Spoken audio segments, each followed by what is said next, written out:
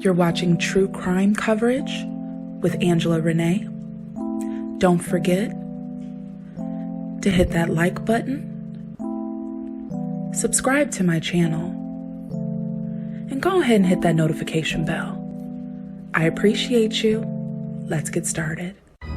Hey guys, so today I'll be following up part 1 of the kidnapping plot of Michigan Governor Gretchen Whitmer. If you haven't watched part 1, I'll leave a link in the description box below so you can catch up. Okay, so guys, the indictment repeats allegations made during an October hearing where Agent Richard Trask testified that the men were involved with paramilitary groups. Fox and Croft attended a June meeting in Dublin, Ohio. According to the indictment, during the meeting, the possible kidnapping of governors and other actions were discussed. Agent Trask testified that Virginia's Democratic Governor, Ralph Northam, was also a potential target. Supposedly, Fox later met Garbin, a leader of a Michigan paramilitary group called the Wolverine Watchmen, at a rally outside of the Michigan Capitol in Lansing. According to the indictment, at a meeting in Grand Rapids, Michigan, Fox, Garbin, and other members of the Wolverine Watchmen agreed to work together, quote, toward their common goals, end quote. So guys, these men had like-minded opinions regarding the United States government, and when they conversed with one another, they reinforced each other's beliefs.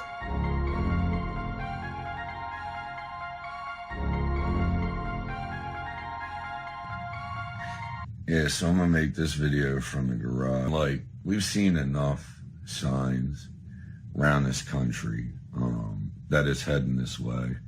You got Bill Gates talking about his vaccines and how it's going to be mandatory for everybody to have this bracelet, whatever he's talking about. But I'm going to tell y'all, man, it's unmistakable. A lot of people that have been resistant to the information, oh, you're a conspiracy theorist. No, it's factual now. They're coming for your freedom. They're coming for your religion. And they're not going to stop. These people are pushing y'all to hostility. They want hostilities to break out. They want a reason to be able to use military force. That's why they're doing all this stuff. And I'm telling you what, right now, man, I'm going to make this shit 100% clear, dude. If this shit goes down, okay, if this whole thing, you know, starts to happen, I'm telling you what, dude, I'm taking out as many of those motherfuckers as I can. Every single one, dude. Every single one.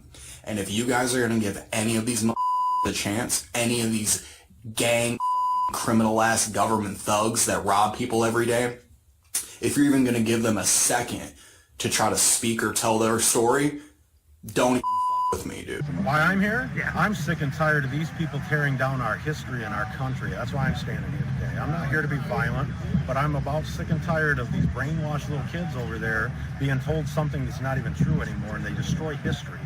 They're getting their education from the Mein Kampf book. This is exactly what Hitler did before he killed 6 million Jews.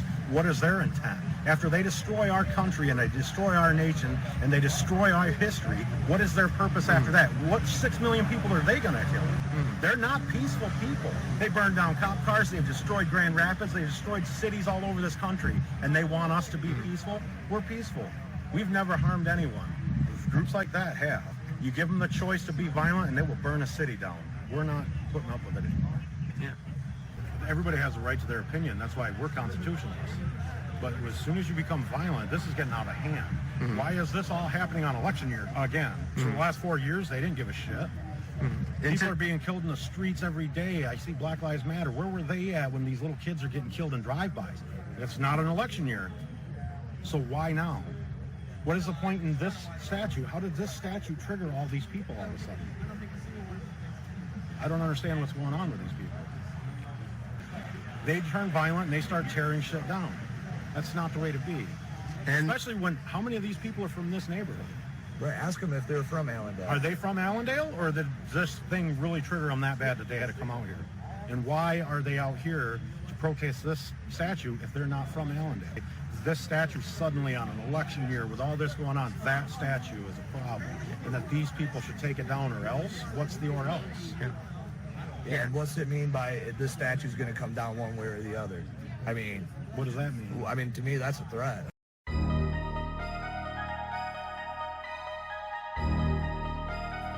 Did you notice the hypocrisy, though?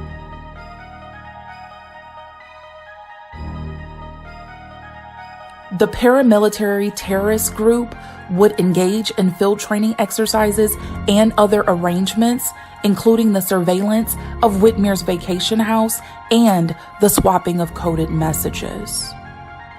During one training event, they practiced assaulting a building in teams and discussed tactics for fighting the governor's security detail with improvised explosive devices, a projectile launcher, and other weapons.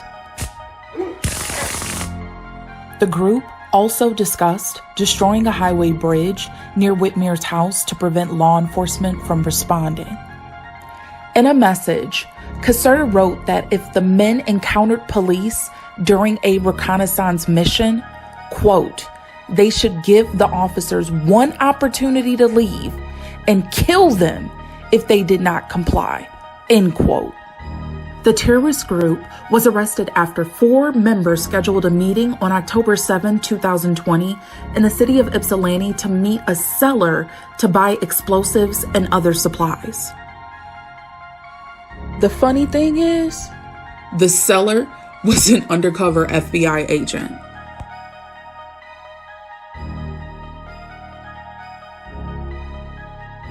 Now, let's see and hear what Michigan Governor Gretchen Whitmer had to say about the whole ordeal. Good afternoon. Earlier today, Attorney General Dana Nessel was joined by officials from the Department of Justice and the FBI to announce state and federal charges against 13 members of 2 militia groups who were preparing to kidnap and possibly kill me. When I put my hand on the Bible and took the oath of office 22 months ago, I knew this job would be hard. But I'll be honest, I never could have imagined anything like this. I want to start by saying thank you to our law enforcement.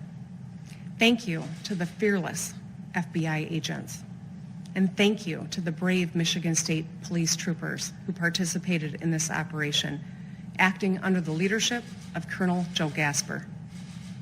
I also want to thank Attorney General Nessel and the U.S. Attorneys Burge and Schneider and their teams for pursuing criminal charges that hopefully will lead to convictions, bringing these sick and depraved men to justice. As a mom with 2 teenage daughters and 3 stepsons, my husband and I are eternally grateful to everyone who put themselves in harm's way to keep our family safe. 2020 has been a hard year for all of us. Hard for our doctors and nurses and truck drivers, grocery store workers. It's been hard for the teachers and students and parents. Hard for those who have had to stay isolated to stay safe. And it's not over yet. But here's what I know. We're Michiganders. We have grit, we have heart, and we are tough as hell. We made it through the Great Recession. We made it through auto bankruptcies. We made it through floods and polar vortexes. But none of us has faced a challenge like COVID-19, not in our lifetimes. I've said it many times, we are not one another's enemy. This virus is our enemy, and this enemy is relentless. It doesn't care if you're a Republican or a Democrat, young or old, rich or poor. It doesn't care if we're tired of it. It threatens us all, our lives, our families, our jobs, our businesses, our economy. It preys on our elderly and medically vulnerable residents. And it has exposed deep inequities in our society. This should be a moment for national unity, where we all pull together as Americans to meet this challenge head on with the same might and muscle that put a man on the moon.